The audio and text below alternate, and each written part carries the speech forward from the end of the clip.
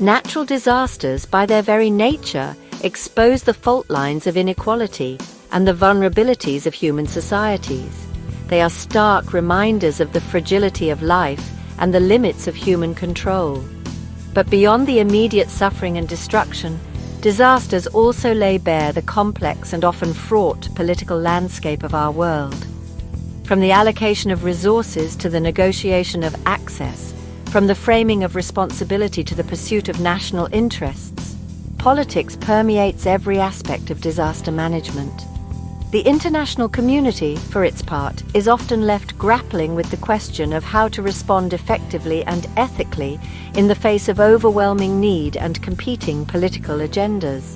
This essay will delve into the intricate politics of international disaster management, examining the roles of various actors, the influence of geopolitics, and the ethical dilemmas that arise in the wake of catastrophe.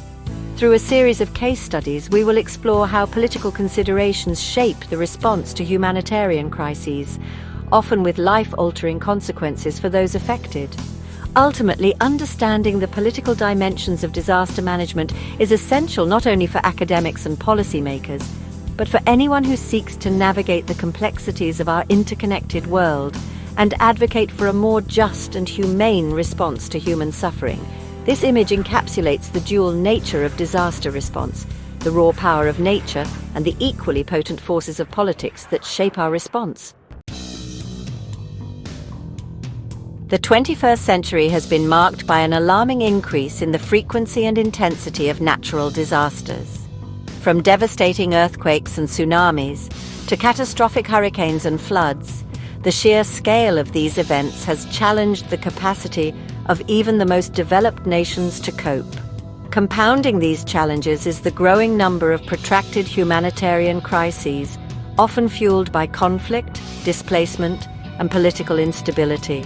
The ongoing war in Ukraine, the devastating earthquake in Myanmar, and the complex humanitarian emergency in Afghanistan are but a few examples of the multifaceted crises demanding international attention and resources. These crises are not merely humanitarian tragedies, they are also political battlegrounds. Access to aid is often restricted by conflict lines, political agendas, or logistical challenges. The allocation of resources, both within and between countries, is often subject to political wrangling and competing priorities.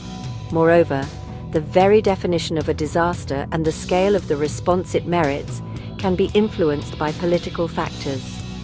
The international community's attention is often drawn to high-profile disasters, while less visible crises, particularly those in politically marginalized regions, may struggle to secure the support they desperately need. The red dots on this map represent a stark reality. Humanitarian crises are geographically widespread and politically complex, demanding a nuanced understanding of the local context. Nation-states remain the most powerful actors in the realm of international relations, and their role in disaster management is both crucial and often controversial. States have a primary responsibility to protect their own citizens from harm, including from natural disasters.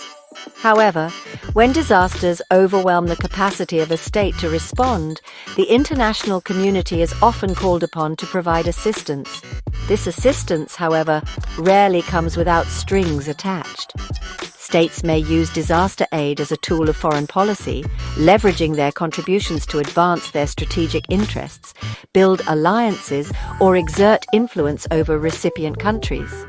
Furthermore, the decision of whether and how to intervene in a disaster abroad is often shaped by a complex calculus of national interests, domestic political considerations, and perceived strategic value.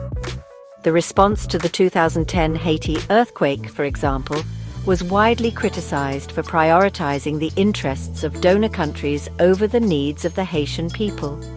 The rise of new and aspiring powers such as China and India has also added a new layer of complexity to the geopolitical landscape of disaster management. These countries, eager to assert their influence on the global stage, are increasingly engaging in disaster diplomacy, using their resources and expertise to build relationships and project soft power. Collaboration is essential, but the image also highlights the power dynamics at play when states with varying interests and capacities come together. While nation-states wield considerable power in the realm of disaster management, they are by no means the only actors involved. Non-governmental organizations, NGOs, international organizations, IGOs, and even corporations play increasingly important roles, often working alongside or in opposition to states. NGOs, with their deep local knowledge, commitment to humanitarian principles, and ability to mobilize quickly, are often on the front lines of disaster response. They provide essential services, advocate for the needs of affected populations, and hold other actors accountable for their actions. IGOs such as the United Nations, the Red Cross Red Crescent Movement, and the World Bank play a critical role in coordinating international assistance, setting standards, and providing technical expertise. They also serve as platforms for dialogue and cooperation among states, though their effectiveness can be hampered by bureaucratic inertia and political gridlock. Corporations, too, are increasingly engaged in disaster management, motivated by a mix of altruism, brand building, and access to new markets. While their resources and expertise can be invaluable, concerns remain about their profit motives, their potential to exacerbate inequality, and their influence over policy decisions. This diverse array of actors highlights the multifaceted nature of disaster response, with each entity bringing its own strengths, limitations, and potential for both collaboration and conflict. Section 5. Geopolitics at Ground Zero, when disaster meets diplomacy. Disasters, while inherently destructive, can also create unexpected opportunities for cooperation and diplomacy. The shared experience of vulnerability and the imperative to provide humanitarian assistance can sometimes bridge political divides and foster dialogue between adversaries. This phenomenon, known as disaster diplomacy, has been observed in various contexts. For instance, the 2004 Indian Ocean tsunami, despite its devastating impact, led to a thaw in relations between India and Sri Lanka, as both countries collaborated on relief efforts. However, disasters can also exacerbate existing geopolitical tensions. Competition for resources, disputes over territory, and the politicization of aid can all heighten tensions and undermine cooperation. The Syrian civil war, for example, has witnessed numerous instances of aid being used as a weapon of war, with access restricted for political and strategic reasons. Furthermore, the displacement of populations by disasters can create or worsen regional instability. The influx of Rohingya refugees into Bangladesh following violence in Myanmar is a stark example of how disasters can have far-reaching geopolitical consequences, straining relations between states and creating new humanitarian challenges. This image captures the potential for disaster diplomacy, but it's important to acknowledge that such moments of unity are often fragile and easily overshadowed by pre-existing conflicts. Section 6. The domestic political calculus of international aid. While international disaster assistance is often framed in terms of altruism and humanitarian principles, the reality is far more complicated. Domestic political considerations often play a significant role in shaping a country's willingness to provide aid, the amount of aid it is willing to give, and the conditions under which it is given. Public opinion, media coverage, and lobbying efforts by diaspora communities can all influence a government's decision to respond to a disaster abroad. Governments may feel compelled to act if a disaster receives significant media attention, or if their constituents demand action.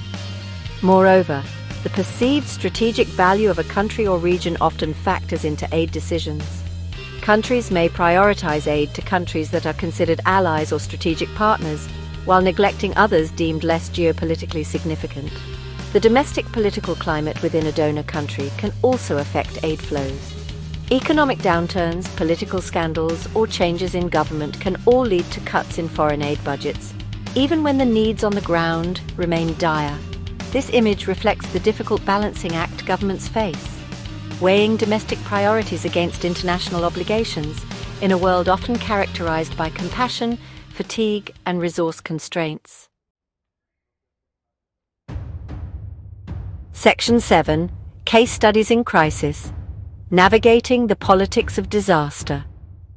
To fully grasp the complexities of international disaster management, it is crucial to analyze specific case studies that highlight the interplay of political actors, interests, and ethical dilemmas.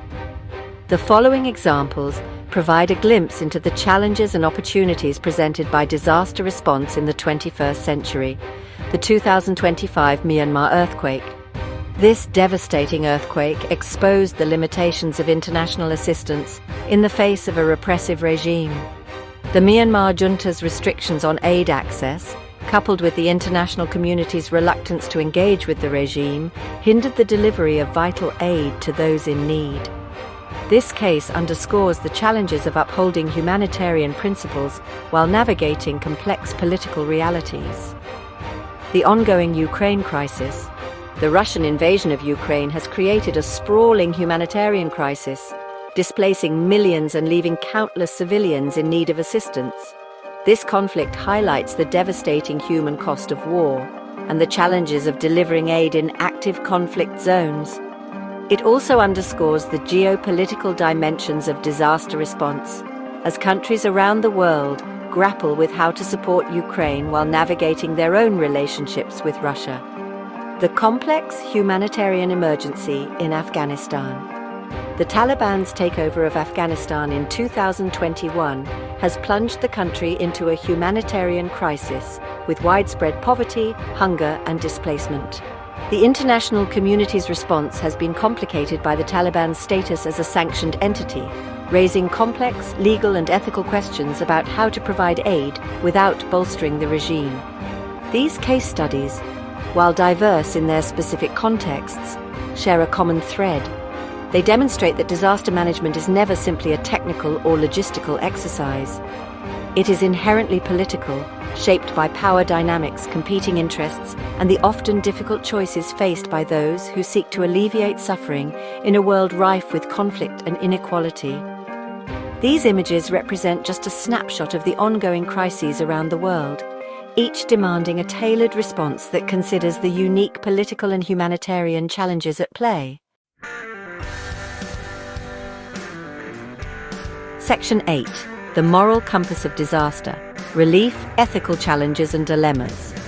The imperative to alleviate suffering in the wake of disaster is often tempered by a host of ethical dilemmas that challenge the very notion of humanitarianism. From the allocation of scarce resources to the negotiation of access with armed groups, disaster responders are often forced to make difficult choices with potentially life-altering consequences. One persistent dilemma is the question of impartiality versus need. Should aid be distributed solely on the basis of need, even if it means assisting those who may have contributed to the conflict or disaster? Or should factors like political affiliation, ethnicity, or religion be considered, even at the risk of perpetuating existing inequalities? Another ethical challenge is the responsibility to protect versus the principle of non-interference in the domestic affairs of states. When is it justifiable to intervene in a disaster without the consent of the affected government, particularly if that government is itself responsible for human rights abuses? The increasing use of military assets and personnel in disaster relief efforts also raises ethical concerns. While military forces can bring logistical expertise and resources, their involvement can blur the lines between humanitarian action and military objectives, potentially putting aid workers at risk and undermining the neutrality of aid. Navigating these ethical complexities requires a nuanced understanding of the local context, a commitment to humanitarian principles, and a willingness to engage in open and honest dialogue with all stakeholders, even those with whom we may disagree. This image captures the emotional toll of disaster response and the ethical dilemmas that weigh heavily on those tasked with delivering aid in challenging circumstances. Section 9. Looking ahead, climate change, pandemics, and the future of disaster management. As the world grapples with the escalating impacts of climate change, the frequency and intensity of extreme weather events are only expected to increase. Rising sea levels, prolonged droughts, and more powerful storms will displace millions, strain resources, and test the limits of international cooperation. Simultaneously, the threat of pandemics, as evidenced by the COVID-19 pandemic, underscores the interconnectedness of our world and the need for robust global health security mechanisms.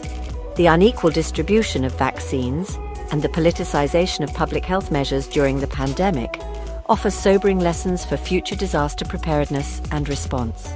Navigating these challenges will require a fundamental shift in how we approach disaster management, investing in disaster risk reduction strategies, strengthening local capacities, and addressing the root causes of vulnerability, including poverty, inequality, and environmental degradation, will be essential. Moreover, fostering a more inclusive and equitable system of global governance, one that prioritizes the needs of the most vulnerable and empowers local communities, will be crucial for effective and ethical disaster response in the years to come.